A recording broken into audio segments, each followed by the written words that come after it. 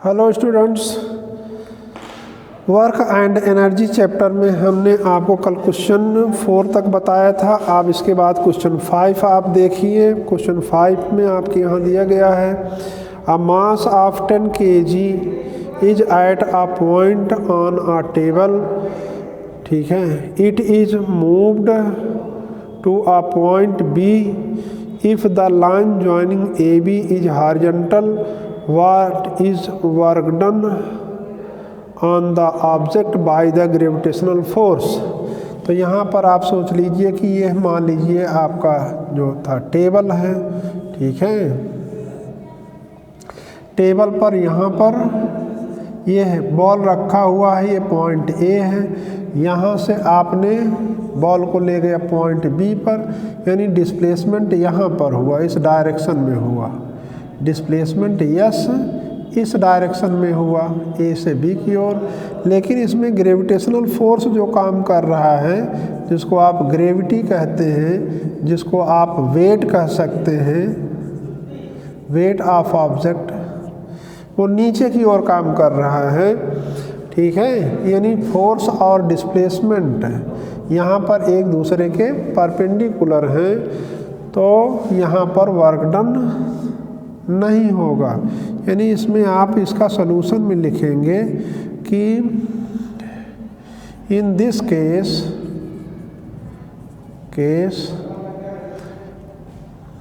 The force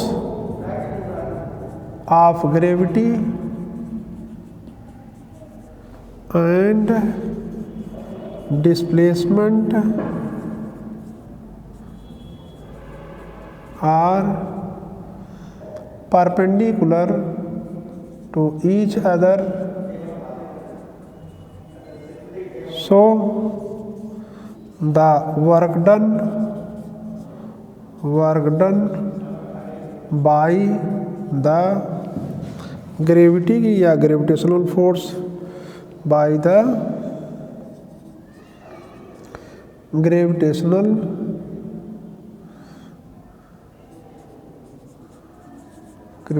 force will be 0।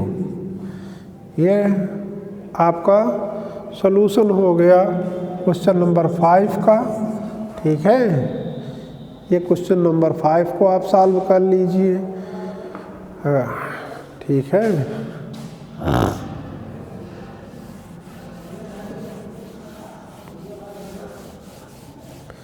अब इसके बाद क्वेश्चन नंबर आप 6 देखेंगे, तो पढ़ना स्टार्ट कर दीजिए आप लोग। क्वेश्चन नंबर 6 देखिए, क्वेश्चन नंबर 6 में क्या है, हम भी पढ़ते हैं क्वेश्चन नंबर 6 में क्या है। क्वेश्चन नंबर 6 में कह रहा है कि the potential energy of a freely falling object decreases progressively, does this violate the law of conservation of energy? Why? तो जानते हैं अगर कोई ऑब्जेक्ट ऊपर से नीचे की ओर गिरता है तो उसकी पोटेंशियल एनर्जी घटती है, क्योंकि उसकी अर्थ सरफेस से उसकी हाइट घट रही है, इसलिए पोटेंशियल एनर्जी घटती है। बट साथ में इसकी जानते हैं साथ में ही जैसे जैसे पोटेंशियल एनर्जी घटेगी वैसे वैसे काइनेटिक एनर्जी बढ़ती है। जितना पोटेंशियल एनर्जी घटेगी उतना ही काइनेटिक एनर्जी बढ़ेगी। इसलिए हर पॉइंट पर अगर देखा जाए तो टोटल एनर्जी कंजर्व रहती है, इसलिए यह law of conservation of energy को फॉलो करता है। तो इसमें आप लोग आंसर लिखेंगे।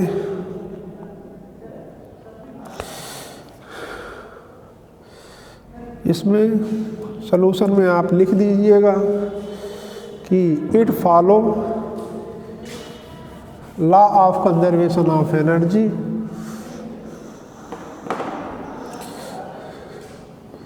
It follow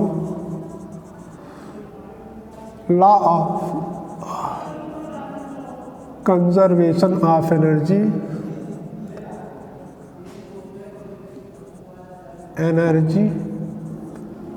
because the kinetic energy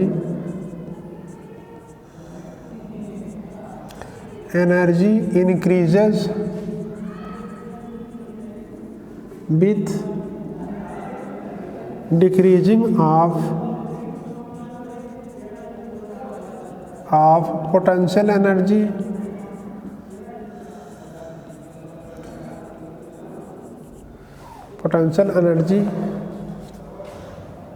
in same amount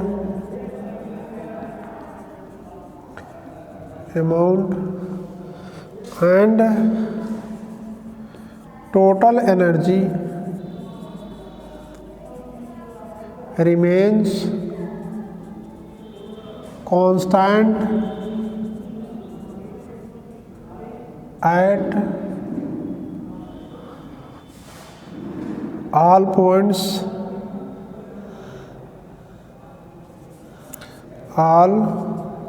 points of journey।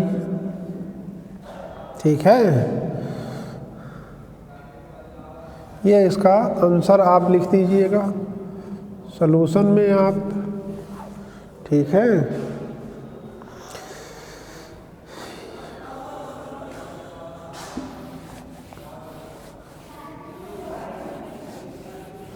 अब आप लोग नेक्स्ट क्वेश्चन आप पढ़िए। सेवंथ क्वेश्चन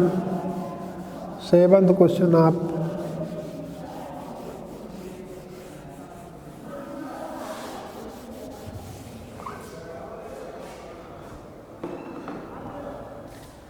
क्वेश्चन नंबर 7 आप देखेंगे। सेवंथ क्वेश्चन में है why are the various energy transformations that occur when you are riding, what are the various energy transformations that occur when you are riding a bicycle। तो इसमें जब cycle आप चलते हैं तो जो मस्कुलर एनर्जी होती है, मस्कुलर एनर्जी कन्वर्ट होती है मैकेनिकल एनर्जी में। मैकेनिकल एनर्जी कहिए, चाहे इसको आप लोग काइनेटिक एनर्जी कह सकते हैं,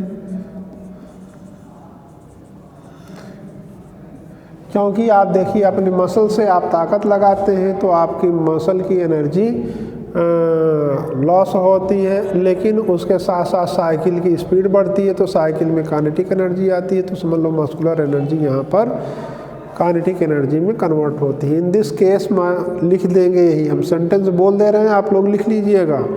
इन this case muscular energy is converted into mechanical energy और काइनेटिक एनर्जी, ये लिखेंगे आप। ठीक है, अब इसके बाद क्वेश्चन नंबर आपका 8 आता है। क्वेश्चन नंबर 8 को देखिए।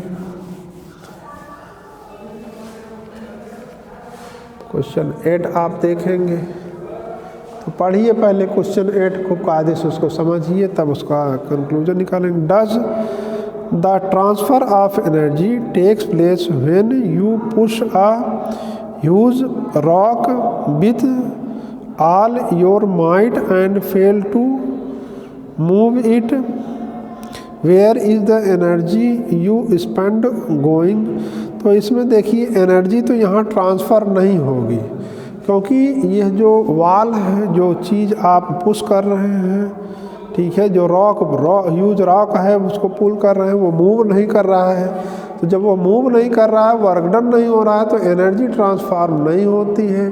ठीक है, इसमें जो मसल्स के बीच में जो फ्रिक्शन होता है, आप जब धक्का लगाते हैं, पुश करते हैं, तो उसमें एनर्जी का लॉस हो जाता है। ठीक है, in the form of heat होता है, वो आपकी बॉडी गर्म हो जाएगी। ठीक है, आप मस्कुलर कॉन्ट्रैक्शन, वहाँ पर मस्कुलर एनर्जी हीट एनर्जी में कन्वर्ट हो जाती है। ठीक है, बट वहाँ पर कोई वर्क डन नहीं होता है। ठीक है, यहाँ पर एनर्जी ट्रांसफ़र जो हो रही है, एनर्जी मस्कुलर एनर्जी रॉक में नहीं जा पा रही है, रॉक में यह एनर्जी नहीं जा पा रही है। तो आप सीधे सीधे इसमें लिखेंगे कि in this case muscular energy does not transfer in huge rock. यह ह्यूज रॉक में यह एनर्जी ट्रांसफ़र नहीं हो रही है। Energy is lost in the form of heat, body heat कह सकते हैं, ठीक है, बॉडी हीट के रूप में एनर्जी लॉस हो जाती है।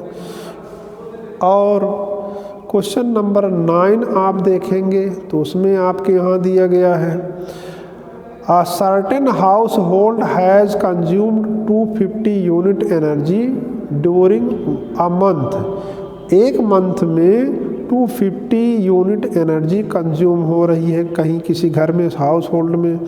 How much energy is this in joule?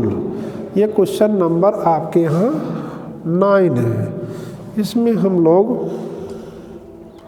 बता सकते हैं, वी नो दैट, सॉल्यूशन लिखेंगे। We know that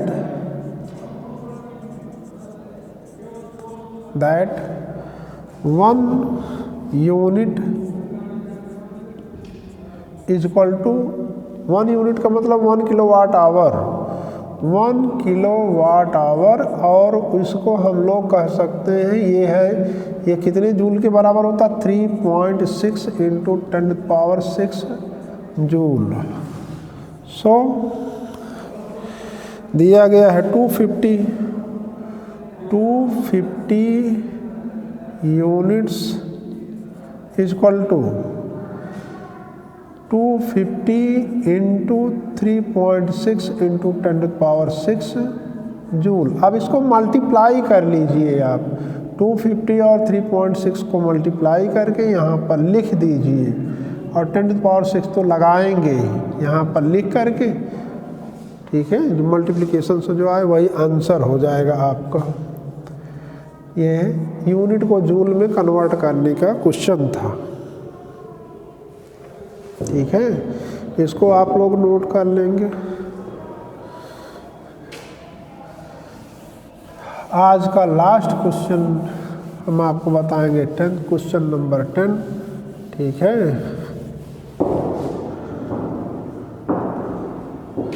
question number 10 आप देखेंगे तो क्वेश्चन नंबर 10 में दिया गया है, an object of mass 40 kg is raised to a height 5 metre above the ground. इसमें गिवन है यम मास, यम माने मास है, 40 kg दिया गया है, और यहाँ पर हाइट यानी एच दिया गया है 5 मीटर, 5 मीटर दिया गया है। What is the potential energy, यानी ई पी, पोटेंशियल एनर्जी को ई पी से दिखाते हैं, ये ई पी आपको निकालना है।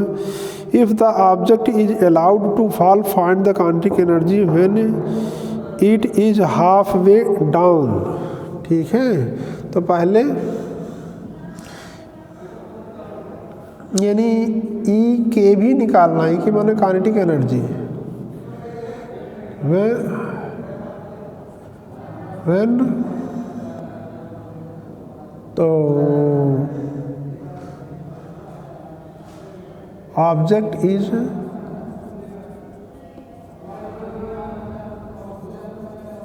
Half way down.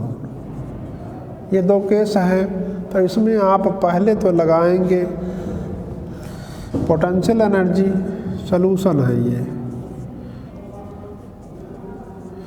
इसमें पोटेंशियल एनर्जी माने E K equal to mgh, putting the values,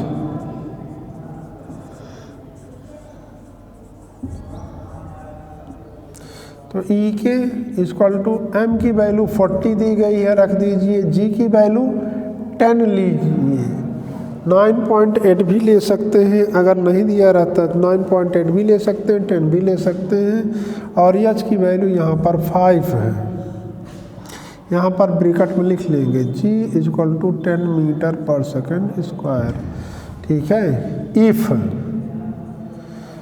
if g equal to 10 metre per second square, तब ये ई के इक्वल टू, अब इसको मल्टीप्लाई कर लीजिए, तो 440 और 10 का 400 हो जाएगा, और 5 से मल्टीप्लाई करेंगे, 5 4 जा 20, यानी ये जूल हो जाएगा, यही आंसर हो जाएगा पोटेंशियल एनर्जी।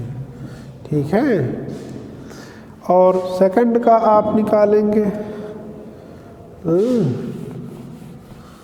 सेकंड का आप ऐसे निकाल लेंगे,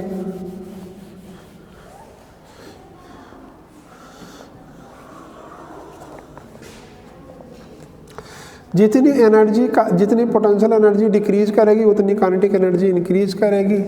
तो काइनेटिक एनर्जी जानते हैं वो आधा गिरा है, तो आधे गिरने का मतलब हाफ mgh, यानी यहाँ पर ई के जो हो जाएगा काइनेटिक एनर्जी ई के इजक्वल टू हाफ mgh या mgh अपॉन 2 कर देंगे, mgh/2। ई के इजक्वल टू हो जाएगा, m की वैल्यू आप 40 रखेंगे, g की वैल्यू 10 रखेंगे, h की वैल्यू आप 5 का आधा कर दीजिए यानी 5/2 ले लेंगे। तो ई के इजक्वल टू इसको आप काट दीजिए, यहाँ पर 20 हो जाएगा, तो 5 2 जा 10 और इतना जूल आंसर हो जाएगा सेकंड। ठीक है, ये आपका 10th क्वेश्चन हो गया। बाकी और क्वेश्चन हम नेक्स्ट वीडियो में बताएंगे, इतना आप लोग पहले कर लीजिए।